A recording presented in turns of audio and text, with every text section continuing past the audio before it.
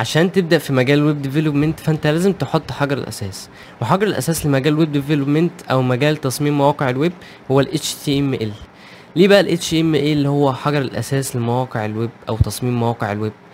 النهارده ان شاء الله هنعرف ايه هو السبب، والنهارده ان شاء الله دي هتبقى اول حلقة عندنا في كورس ال HTML، وهو اول كورس عندنا ان شاء الله في القناة، وهتبقى بداية مشرقة عشان تبدأ في مجال الويب ديفلوبمنت. فيلا بينا نعرف ايه هو.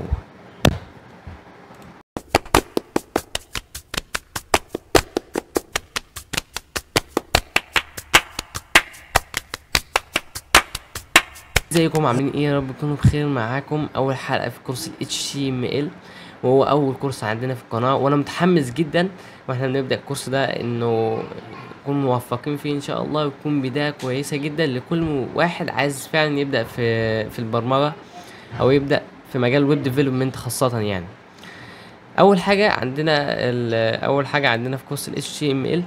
ايه هي ال HTML؟ ال HTML بكل بساطة هي اختصار لكلمة Hypertext Markup Language. يعني بكل بساطة ال HTML دي لغة عبارة عن كلام بيتكتب، ممكن تقول كده هيكلة للموقع اللي انت بتبنيه. يعني عبارة عن الكلام اللي انت هتحطه في الموقع، التايتلز اللي انت هتحطها في الموقع، الكلام اللي هتكتبه مثلا. انت مثلا هتكتب كتاب ولا حاجة، فانت عايز تكتب مثلا description ليه، البوتنز، الفورمز اللي هي زي مثلا اللي هي كل الادخال بقى، وكل اللي انت بتشوفه في الموقع، الهياكل بتاعتها كلها دي عبارة عن ال HTML. فال HTML بكل بساطة ممكن تقول كده الهيكل العظمي للموقع بتاعك. تاني حاجة عندنا، احنا ليه نتعلم ال HTML اصلا؟ يعني ايه هي فايدة تعلم ال HTML؟ هي 4 اسباب احنا ذاكرينهم هنا، بس في اسباب اكتر من كده. اول سبب عندنا هو creating web sites. طبعا زي ما انا قلت قبل كده، انت اصلا عشان تبني موقع فانت هتحط له هتحط الهيكل العظمي ليه. الهيكل العظمي بقى زي ما قلنا اللي هو الكلام، وهتحدد اصلا معلومات الصفحه اللي هو التايتل اللي بيبقى فوق ده، وهتحدد مثلا الديسكريبشن بتاع الصفحه، وهتكتب كلام جواه، هتحط بوتونز، وهتحط حقول ادخال، وهتحط مثلا بار كده اللي هو بتاعه البحث، هتحط لينكات تنقل بين الصفحات وكده. فانت اصلا دي النقطة الاساسية لبناء اي موقع انت هتعمله بعد كده. تاني حاجة وهي الويب جيت واي. دلوقتي زي ما قلنا قبل كده هو الحجر الاساس لاي موقع. اصلا في كل التقنيات اللي مستخدمة حاليا او الفريم وركس هنتكلم عنها بالتفصيل بعد كده، هي اصلا اساسها بيرجع في الاخر او بعد ما بتحول في الاخر ل HTML. يعني هي تعتبر في الاخر دي نقطة الاساس. فانت لو ما اتقنتش ال HTML فانت هيفوتك اصلا التفاصيل لاي حاجة اي تقنية انت هتتعلمها بعد كده. فانت لازم تكون حاجة زي كده في الاول، بحيث عندك سوليد ستارت تبدأ منها الويب ديفلوبمنت. تالت حاجة عندنا الجوب ديماند. جوب ديماند اللي هي الطلب العالي في السوق. يعني انت دلوقتي لو انت ما بدأتش في الكورس ده او ما اتعلمتش HTML، فانت برضك انت مثلا هتشتغل في حته ولا حاجه، فانت محتاج يكون عندك حتى علم بيها، بحيث انك لما تيجي تبني مثلا موقع او تشتغل في اي حته فانت تكون متميز عن غيرك. حتى في ناس هتلاقيها ما اتعلمتش التقنيه دي، فانت هتفيدك كتير جدا في شغلك. رابع حاجه هو الانترنت نوليدج، ودي حاجه متعلقه شويه بالنتوركينج. ده لما انت مثلا تحط ال HTTP اللي هي حاجه ناخدها بعد كده، هو البروتوكولز اللي هي ال HTTP وال HTTPS، ترجع في الاساس برضو لل HTML. فهي برضو هتفيدك شويه في حكايه الانترنت نوليدج. وفي برضو اسباب كتير لتعلمها، يعني ده مش الاسباب الوحيده، بس ده مجرد احد الاسباب يعني. طب وايه برضو من المجالات اللي ممكن نحط فيها ال HTML دي؟ دلوقتي عايز مثلا تعمل بورتفوليو. البورتفوليو ده بيبقى عبارة عن ايه؟ صفحة محطوط فيها بياناتك اللي انت هتقدم بيها مثلا على وظيفة ولا حاجة، تحط فيها السكيلز بتاعتك. فانت عشان برضو تبني الصفحة دي او هتبني الموقع ده اللي هتعرض فيه بياناتك، فانت لازم يكون معاك معلومات كتير جدا عن HTML. ليه بقى؟ لان كل ما الموقع بتاعك بقى شكله جذاب اكتر، طبعا برضو هتبقى فيه CSS حاجة هنتعلمها بعد كده، بس لما يكون شكله فيه جذاب من حيث التصميم او من حيث الاستراكشر بتاعه، فده برضو بيفرق كتير قوي من حيث اللي هيدخل على الموقع، اللي ممكن يعجبه شكل الموقع اصلا يقوم لقطك على طول. في حاجه تانية اسمها الاس اي او. اس اي او دي حاجه برضو كانت اتعلمها بعد كده، انا اتكلمت عنها في الفيديو بتاع الويب ديفلوبمنت رود ماب بشكل مختصر كده، بس ان شاء الله هنتكلم عنها بعد كده في وقت لاحق. يعني الاس اي او دي لما انت مثلا عايز ترفع الموقع بتاعك اللي انت عملته، فخلاص هتعرضه.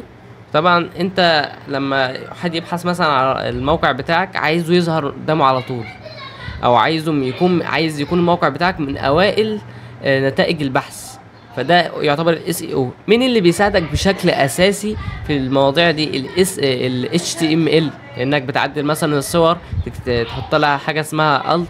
طبعا الحاجات دي هنتكلم زي ما قلت عنها بعد كده، بس بشكل مختصر هي هتفيدك كتير جدا في الاس اي او. تالت حاجه وهي الويب ديفلوبمنت. يعني بكل بساطه احنا زي ما قلنا احنا مش عايزين نعيد ونزيد في الموضوع كتير، ان ستارتنج بوينت فور ذا ويب ديفلوبمنت، يعني الموضوع منتهي معنى اصح. يعني بعد كده بعض النصائح قبل ما تبدا قبل ما تبدا مشروع او الرحله بتاعتك في مجال الويب ديفلوبمنت. اول حاجه البحث المستمر. دلوقتي انا ان شاء الله لما نيجي نشرح ممكن حاجه تيجي في دماغك، مثلا ممكن فكره تيجي في دماغك عايز تبحث عنها، عايز تطبقها، احنا ما شرحناهاش مثلا، فانت لازم يكون من نفسك كده، لازم تدخل مثلا على جوجل وتدور عليها على طول، ما تستناش لما حد يجي يقولك عليها، ابحث على طول، ابحث على كل حاجه. دي من الحاجات الاساسيه جدا اللي هتفيدك في رحله تعلمك. حتى انت في شغلك بعد كده انت تحتاج انك تبحث عن حلول للمشاكل اللي هتقابلك وكل حاجه. فانت سيرشنج ده ممكن تحطه كده من مبادئ حياتك بعد كده في مجال الويب ديفلوبمنت، ادام انت تبدا في المجال ده، قررت انك تبدا في المجال ده. تاني حاجه فير اوف فيلير. دلوقتي في بعض الناس او كتير من الناس يعني بيخافوا جدا لما مثلا بيقفوا تقابلهم مشكله مثلا في الكود بتاعهم، او تقابلهم مشكله مش عارفين يحلوها خالص، يدخلوا على النت بقى وحوارات بقى مش عارفين يحلوا هذه المشكله اطلاقا، او مثلا عايز يحط تقنيه معينه فيتشر جديده في الموقع بتاعه مش عارف يحطها لها ومش لاقي لها اي حل خالص.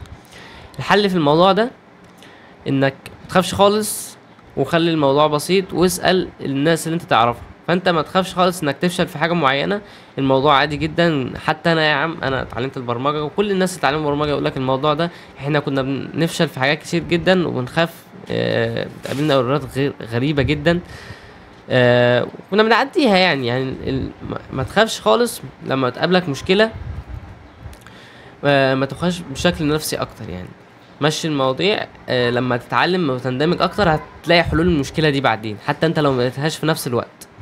تالت حاجه وهي الديلي براكتس. دلوقتي انت محتاج يوميا ساعه في اليوم عشان تتدرب على البرمجه. يعني مش عارف هتعملها ازاي بقى، حتى انت لو مش فاضي حاول تفضي ساعه من يومك تتعلم فيها برمجه، ساعه واحده بس على الاقل، والساعه دي هتكمل معاك لحد 6 شهور في مرحله التعليم، بعد في مرحله التعليم في البرمجه وكده.